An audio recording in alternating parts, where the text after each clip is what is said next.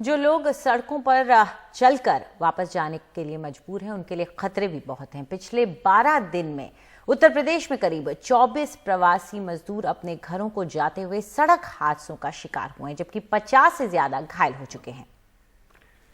इनमें कुछ पैदल मुसाफिर थे, कुछ साइकिल सवार, कुछ ऑटो रिक्शा से जा रहे थे। सरकार ने मजदूरों से अपील की वो पैदल ना चलें, सफर ना करें, लेकिन 3 बार लॉकडाउन और खाने की दिक्कत से उनका धीरज अब खत्म हो गया है और वो हादसों का शिकार हो रहे हैं।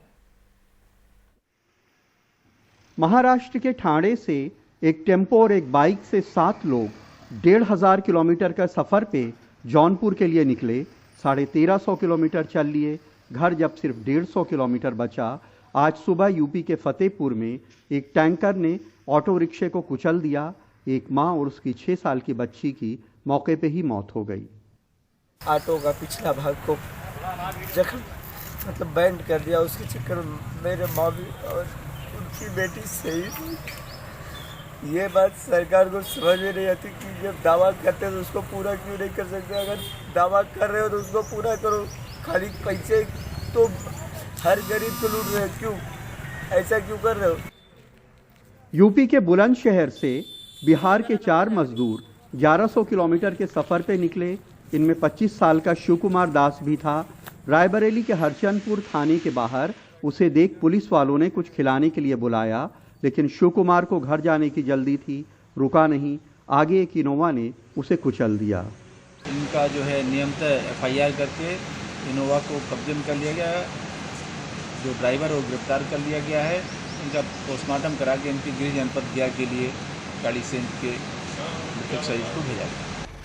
30 अप्रैल से अब तक सड़क हादसों में कम से कम 24 प्रवासी मजदूरों की मौत हो गई है और 50 से ज्यादा घायल हो गए हैं।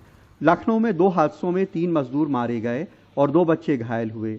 तेलंगाना से महाराजगंज जाते हुए 2 मजदूरों की गोरखपुर में मौत हो गई, 7 घायल हुए। प्रयागराज में बिहार जा रहे 3 मजदूर 2 घटनाओं में मारे गए।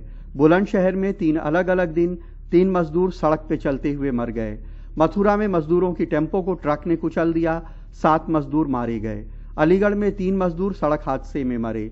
शाहजहांपुर में 6 मजदूर ट्रेन से कूद गए, 1 की मौत हो गई। औरैया में 22 मजदूर घायल हुए। मुरादाबाद में 28 मजदूर घायल हुए।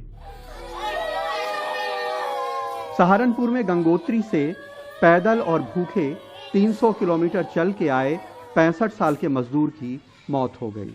डॉक्टर बोले, कहने लगे भाई इसकी आंता चिपक गई, हो सकता है कि इसके पेट में इन्फेक्शन आया, भूख के कारण हुआ या पैदल चल के हुआ, कुछ भी हुआ, या उसके बेचारे की हमारी किस्मत खराब थी, हमारे सर का साया उठ गया, हम बिल्कुल मजबूर हो गए, हम बिल्कुल गरीब आदमी, हमारी जान बगैर थी। मजदूर परेशान तो तभी से था जब से लॉकडाउन हुआ है, लेकिन तीसरे लॉकडाउन के बाद उसके सब्र का पैमाना छलक गया।